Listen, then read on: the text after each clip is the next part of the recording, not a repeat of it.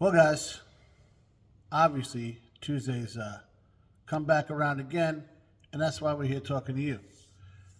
Does anybody else realize how convenient it is that every Tuesday we somehow have some kind of knowledge to pass on, almost like we screw up every single weekend?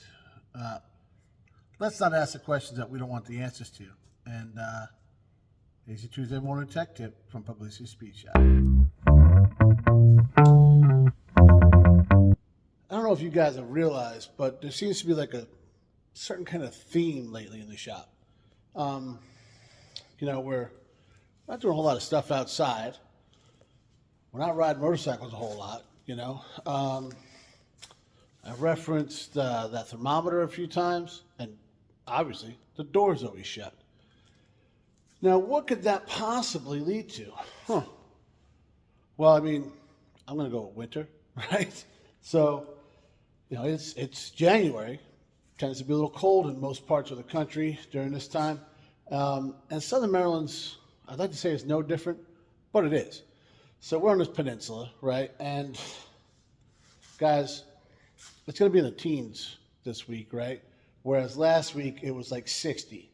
So perfect, like pneumonia weather, of course. So, make sure you're taking your vitamin C's and all that kind of stuff. But, so you never know what to be ready for. The only thing you could do is just be ready for anything. Kind of like, be prepared, right? The great motto the Boy Scouts out there, be prepared.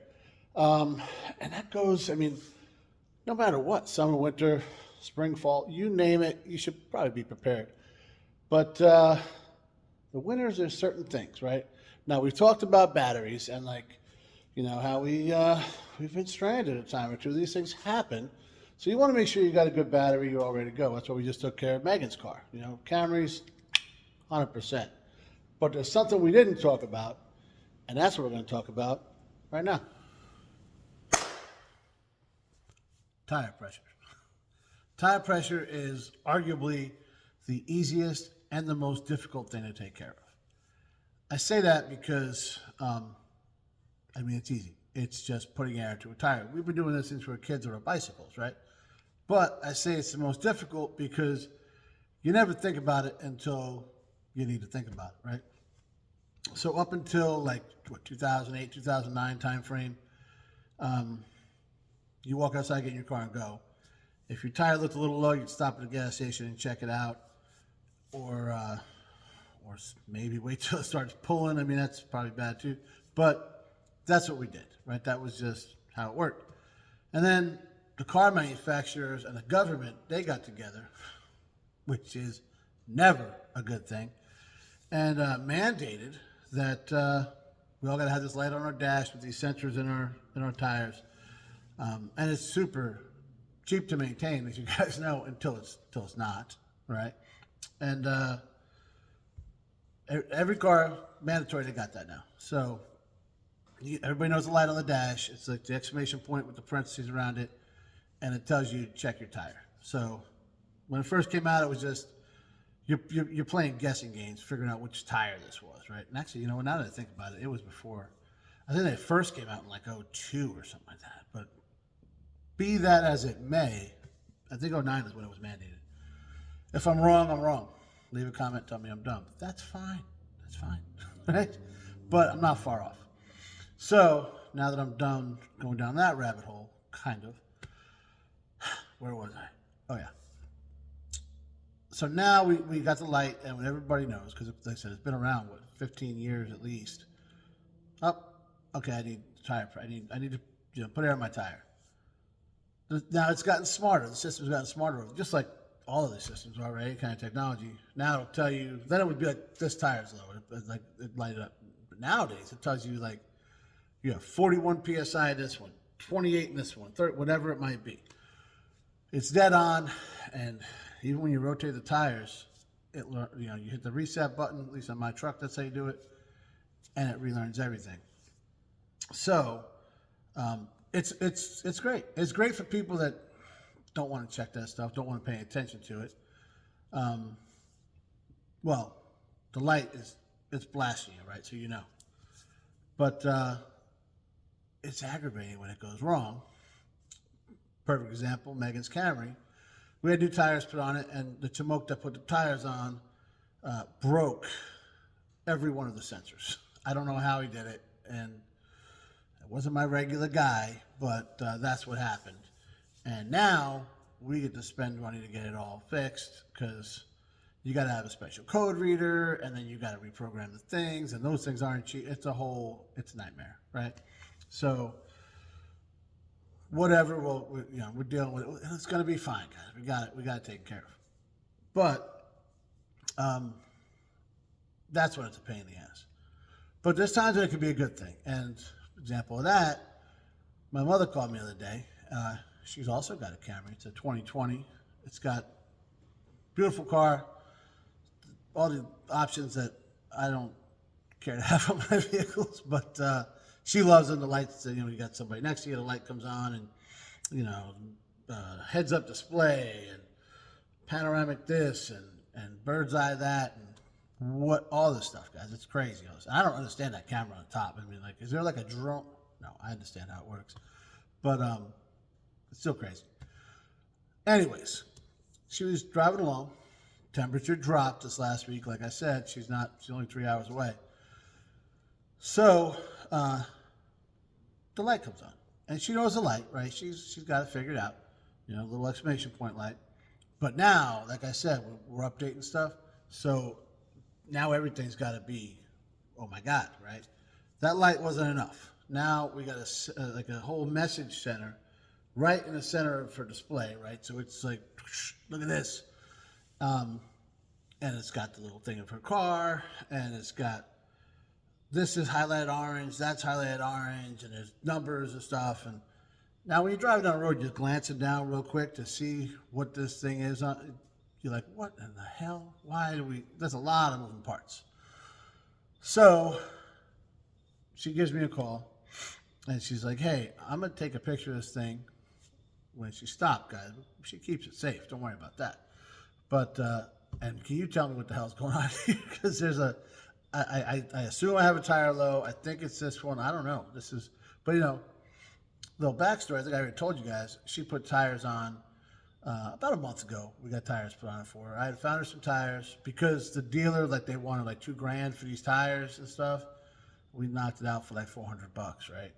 And then, you get them out of balance. So another $100. So $500 as opposed to like $2,000.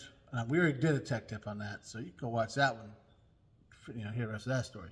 But now here she is a month later, she's got a tire low, and she's like, I know it got a little cold, but whatever. So I look at it, and now the kid put the thing up here, and you see the one, what's like 41, 43, 30 something, and then like 29 or 28, whatever that one is, it's low. I'm not looking at the picture right now, I just kind of go from memory. Bear with me. And it's got the one that's highlighted that's causing the sensor to go off. I think it's 29, and it says so probably the sensor said like 30 maybe. And okay, that's what's up. No big deal. So and I explained, she's like, the wheel is orange. She's like, what? Oh, that's the wheel. All right, now I got it. But driving down the road, you might not notice that. So we talk about it, and she's like, I said, just go to my brother's house, and he can even them all off for you, and you'll be good. All right, excuse the headset, and I'm editing the video right now, so. But he did top off the tire, They were all leveled off, but problem persisted. So, Grandma did some of her own troubleshooting and figured she, either picked something up on the road, or the bead went bad, or something, along those lines. Could have been the temperature, could have messed with it too. Who actually knows? So she took it to the shop that put the tires on, and sure enough, the bead was bad. They went ahead, reset it, and it's been holding strong. Good job, Grandma. Sorry for the camera shaking. I'm on a rickety set. You don't care. Here's the rest of the video. She's like, yeah, 40-something seems a bit high. I said, yeah. I said, well, look where your tire is supposed to be. And she didn't know where to look. Okay, so it's like, no, this is cool. This is a teachable moment, right? Because, guys, honestly, up till a couple years ago, I didn't know it was there either. Open the driver's door. There's a little placard there, or sticker, or whatever, and it's got your tire pressures on there, what they should be. So she looks, I think it was 35. She's like, why is this one of the 40s? Well, I'm thinking when the guy put the tires on, you know, you got to juice it up, take the valve core out, and set the bead, and then you level it off to where it's supposed to be. I don't think he ever did that second part. I think he just put the core in, we're good. Put the core in, we're good. And because there's some gaps there, right? So maybe two different dudes did it in the shop. Maybe that's possible. I don't know. But, and that can lead to things, guys. Think, you know, having not enough air is just as bad as having too much because of the way your tires are going to ride, right? You know, you don't want to ride like your tire be cupped. Right? You don't want to do that because then it's wearing down the center. Well, you don't want it to be too low because then it's, you know, concave or you're wearing out the side. They did the science on this, guys. We're not engineers. Well, maybe some of us are. But I don't think an engineer would watch this show. Anyways, the work is done. Stop trying to reinvent the wheel, right? And I know a lot of guys that do it, right? I had tires put on my truck, nothing crazy. Before I put the bigger tires on, I had the mud tires on. Guys like, hey, I'm going to run them at 60 because they're truck tires. I was like, no, you're not going to do that. I think it was like 40 or something like that, 42, whatever it was. Read the thing on the door. This is the tire guy, right? He's like, oh, well, I usually run it higher. Okay. I'm not going to do that because this is how it's supposed to go. And you hear it all the time. Guys are like, oh, no, well, I run these and this, and I run that. And everybody's got a better idea. I promise you, nobody's done more research than the guy that puts than the company and all the group of people that put that placard there, right? That's not just one dude put a placard there. That's a whole team of people that know a lot about tires and the vehicle and everything else, and they put it there.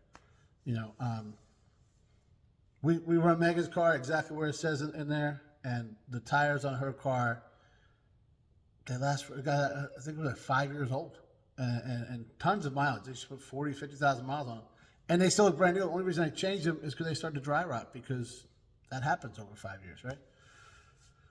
So stop trying to reinvent stuff, you know.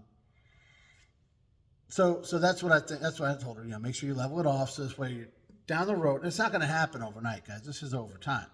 So she's like, "Ah, cool, I got it." And you know, my brother took care of it. Everything's good. But that's all. I'm trying. Just want to pass on to you guys some basic information that, like I said, guys, till a little while ago, I didn't know where to find it. You know, you look at, of course, we pull up our phone, we Google stuff, right? And then you just got a guy in a forum that he thinks he's got the best idea. You know, now if you're running a 1-ton and you're pulling this kind of trailer and this and that, whatever, got it. You do you. That's a different type of stuff. I'm talking your normal passenger car. You know, just because you got a performance tire instead of, you got it. Regular road driving, that's what you got to do. She ain't autocrossing this thing, guys. You know what I'm saying? So, very simple thing that if you start going down the rabbit hole, it can get ridiculous. But there's really no need to do that. And if you're racing, if you're doing this, you're off-road, yeah, I got it. That's totally different stuff. We're talking about my mom driving a Camry. So, kudos to her for seeing there was a problem, noticing right away that it was too high, and taking the steps to do something about it. Good job, Ma. Thanks for watching, guys.